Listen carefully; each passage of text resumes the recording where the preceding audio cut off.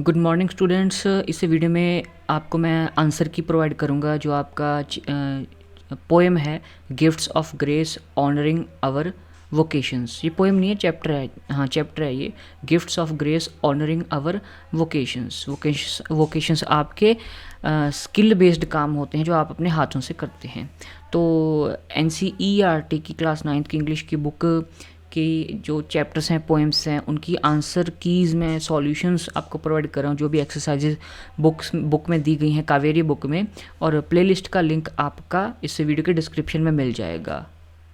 Chapter और poem के explanations का भी लिंक प्लेलिस्ट का और उनके सॉल्यूशंस का भी। आइए देखते हैं। तो यहाँ पे आपको मैं आपको पूरी तरह से एक्सप्लेन नहीं करूँगा, सिर्फ मैं आपको आंसर कीज़, ठीक है, ऐसी सरसरी बता रहा हूँ क्योंकि वीडियो फिर बहुत लंबी हो जाएगी। एक्सप्लेन तो मैं कर दूँगा, कोई दिक्कत नहीं है, लेकिन बहुत लंबी वीडियो हो जाएगी। सिर्फ आंसर की प्रोवाइड कर रहा हूँ मैं, ठीक है। आप उसको नोट डाउन कर सकते हैं, स्क्रीनशॉट ले सकते हैं, ठीक है, या वीडियो को पॉज कर करके साथ साथ आप सॉल्व कर सकते हैं, जैसे आपको ठीक लगे। रिडल्स दी गई हैं जिसको हम कह रहे हैं पहेली कह देते हैं, पंजाबी ਦੇ ਵਿੱਚ ਆਪਾਂ ਇਹਨੂੰ बुझारत कह ਦਿੰਦੇ हैं, पहेली। तो जो पहली रिडल है, ठीक है, फ़रोज़ वाली रिडल है, ये व्हील वाली, फाउंडेशंस और ये पॉट पेंस वाली। 4 रिडल्स आपको दी गई हैं और चारों के आंसर ये हैं, ठीक है। पहली रिडल का आंसर आपका फार्मर, दूसरी का पॉटर, तीसरी का मेसन कह लो या ब्रिकलेयर जिसको मिस्त्री कह देते हैं हम, कुक और शेफ़ आपका फोर्थ का आंसर है, ठीक है जी। ये आपके रिडल्स के आंसर हैं। रिडल्स के आंसर्स के बाद आपका ये क्वेश्चन नंबर 2 पूछा गया है, रेलेवेंस वाला। Role of relevance, role and relevance क्या है उन लोगों की जो आपने इस रिडल में आइडेंटिफाई किए हैं, ठीक है। तो ये इसका आंसर है, role and relevance to society, ठीक है, इस हेडिंग का ये आपका आंसर है इसका। उसके बाद आपका चेक योर अंडरस्टैंडिंग में ट्रू फॉल्स आ जाते हैं। ये इसकी रीडिंग आ गई चैप्टर की, ठीक है। तो ट्रू फॉल्स आपके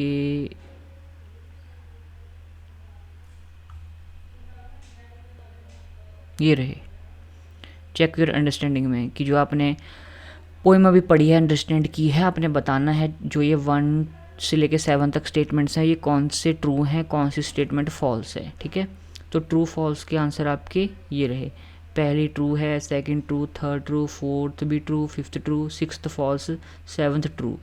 तो सिर्फ 6th फॉल्स है, बाकी सभी ट्रू हैं। और ब्रैकेट में कारण भी दिया गया है, ठीक है।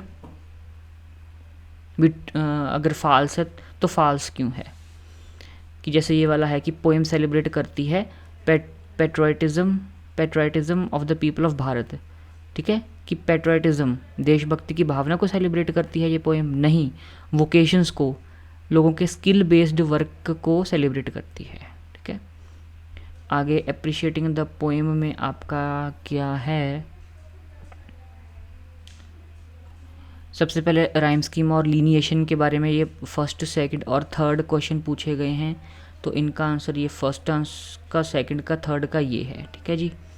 उसके बाद स्पीकर के बारे में पूछा गया है कि इस पोएम में आपको क्या लग रहा है कौन स्पीकर है और उसका रोल क्या है, ठीक है।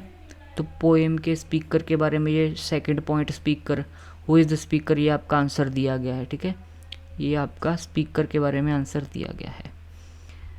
फिर आपका उसके बाद है टोन एंड मूड क्या है। आपको ये बॉक्स में 6 वर्ड्स दिए गए हैं, तो ये आपने फिल करनी है ए एंड बी ब्लैंक। पहली ए टोन के बारे में है, दूसरी बी ब्लैंक मूड के बारे में है, ठीक है जी। तो टोन के बारे में ये है रेवरेंशियल और सेलिब्रेटरी, और मूड इसका जॉयफुल है पोएम का, ठीक है जी। उसके बाद आपके इमेजरी के ऊपर क्वेश्चंस हैं, फर्स्ट एंड सेकंड। तो इमेजरी के ऊपर ये आपका फर्स्ट का आंसर, ये सेकंड का आंसर, ठीक है। फर्स्ट में विजुअल इमेजेस पूछा गया था, सेकंड में ऑडिटरी, ठीक है। ये फर्स्ट में विजुअल इमेजेस पूछा गया था, सेकंड में आपका ऑडिटरी इमेजेस। विजुअल इमेजेस की हमारी देखने के लिए कोई छवि बनती है, और ऑडिटरी इमेजेस सुनने के लिए हमें कोई म्यूज़िकल चीज़ या मिलती है, ठीक है। और विजुअल इमेजेस हमारी जो आई साइट है उसको प्रभावित करती है, और ऑडिटरी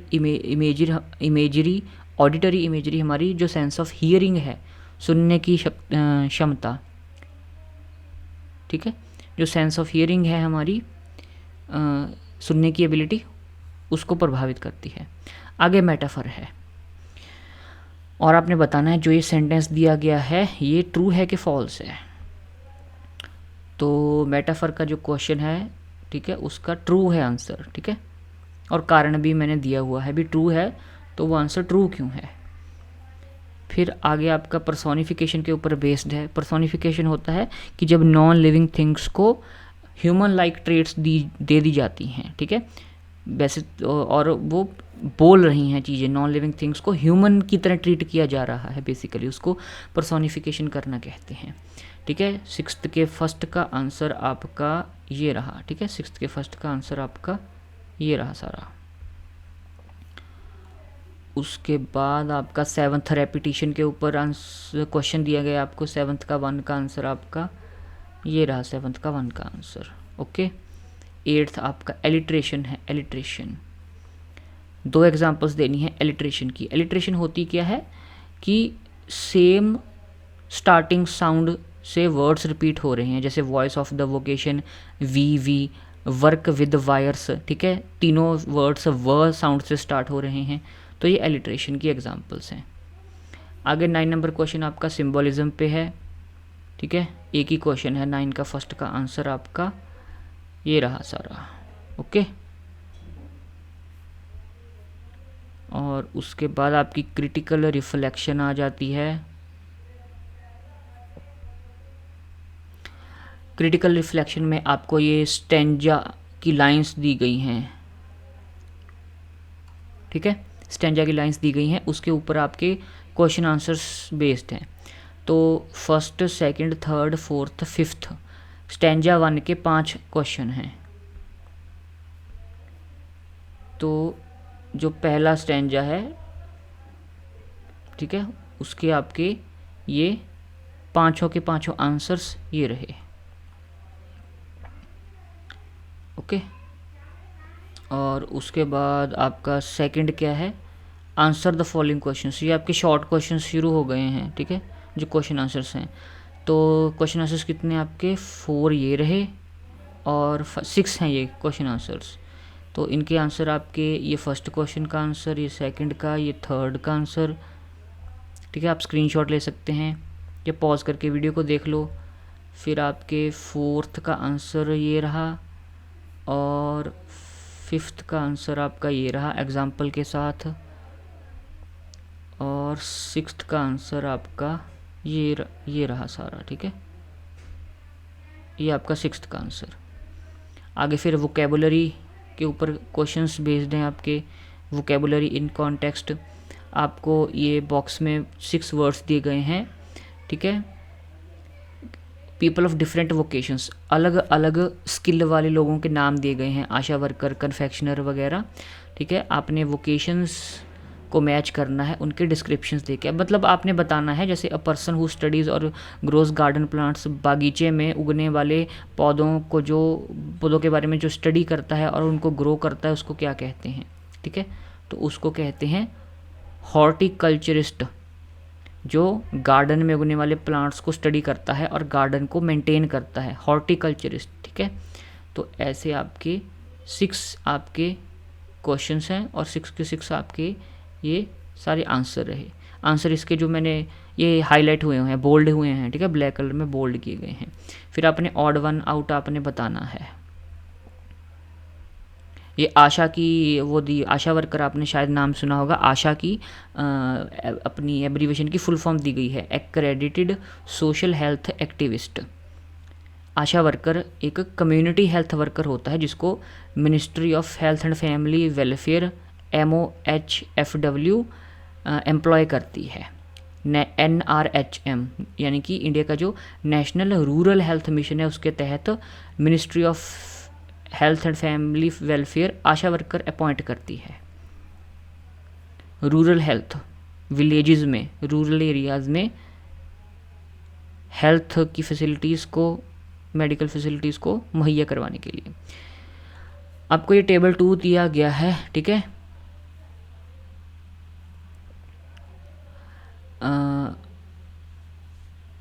जैसे कॉलम 1 में आपको वर्ड्स दिए गए हैं और कॉलम 2 में कुछ वर्ड्स दिए गए हैं, ठीक है। आपने वर्ड आइडेंटिफाई करना है कॉलम 2 में say that is not the synonym, जो साइनोनियम नहीं है कॉलम 1 में दिए गए वर्ड का, ठीक है। तो माइरिएड वर्ड है। साइनोनियम आपके होते हैं वर्ड्स हैविंग सेम मीनिंग, जिसको हम हिंदी में समानार्थक शब्द कह देते हैं, जिनका मीनिंग सेम होता है। तो माइरिएड वर्ड के आपको साइनोनियम्स दिए गए, 4 वर्ड्स दिए गए हैं। तो चारों में से 3 उसके साइनोनियम होंगे, एक इसका साइनोनियम नहीं होगा, इसका ऑपोजिट होगा, एंटोनियम। तो वो वर्ड बताना है कि माइरिएड का ऑपोजिट क्या है। माइरिएड का मतलब क्या होता है? माइरिएड का मतलब होता है, माइरिएड मीन्स काउंटलेस या इन्यूमरेबल, जिसको काउंट नहीं किया जा सकता। माइरिएड का मतलब होता है जिसको काउंट नहीं किया जा सकता, ठीक है। तो जो काउंटेबल है ये तो ऑपोजिट हो गया, तो काउंटेबल ऑड वन आउट हो जाएगा, ठीक है। इन्यूमरेबल का भी मतलब होता है जिसको काउंट ना कर सको। न्यूमेरस का भी मतलब बहुत ज़्यादा होता है, काउंट ना कर सको। अबंडेंट का भी मतलब बहुत ज़्यादा होता है, मैनी, जिसको काउंट ना कर सको। काउंटेबल तो काउंट कर सकते हो, ठीक है। तो माइरिएड का मतलब होता है जिसको काउंट ना कर सको, तो इसको ऑपोजिट होगा जिसको काउंट कर सको। तो माइरिएड का आपका आंसर हो जाएगा काउंटेबल। ऐसे ही 1 to 5 के जो आपके ऑड वन आउट हैं उनके आंसर दिए गए हैं। माइरिएड वाले का ऑड वन आउट काउंटेबल है। ह्यूज़ का ऑपोजिट आपका ड्राइंग हो गया। प्रिसीजन वाले में calculation out of odd one out है। वेरिड में यूनिफॉर्म ऑड वन आउट है। डिलीशियस में इनएडिबल ऑड वन आउट है, ठीक है। डिलीशियस का मतलब स्वादिष्ट होता है, जिसको हम माउथ वाटरिंग कहते हैं, मुंह में पानी आ जाए, ठीक है। टेस्टी बहुत बढ़िया है, फ्लेवरफुल, फ्लेवर अच्छा। इनएडिबल का तो मतलब हो गया वो चीज़ जो खाने लायक ना हो, जिसको हम खा नहीं सकते। लेकिन डिलीशियस वाली चीज़ को तो हम खाते हैं बड़े स्वाद से, तो डिलीशियस का ऑपोजिट इनएडिबल हो गया, ठीक है जी। तो ये तो थे आपके सारी आंसर की, जो कावेरी बुक है क्लास 9th इंग्लिश NCERT की। और हमने किया है पोएम की है gifts of grace honouring our vocations. ये थी इसकी सारी आंसर की। तो आप बस इतना कर दीजिए कि इस वीडियो को शेयर आप कर दो अपने स्टेटस में, या जो भी दोस्त आपके 9th क्लास में हैं, ठीक है, उनके साथ अपने फेसबुक पे, व्हाट्सएप पे स्टेटस डाल सकते हो आप, ठीक है। It would mean a lot to me. And आप इस चैनल को सब्सक्राइब कर सकते हैं, वीडियोस को शेयर कर सकते हैं। और जो क्लास 9th NCERT की बुक है कावेरी, इसके चैप्टर्स के एक्सप्लेनेशन, पोएम्स के एक्सप्लेनेशन के ऊपर पूरी प्लेलिस्ट का लिंक इस वीडियो के डिस्क्रिप्शन में आपको मिल जाएगा। और इनकी आंसर कीज़ का भी प्लेलिस्ट का लिंक आपको इसी वीडियो के डिस्क्रिप्शन में मिल जाएगा। Thank you very much.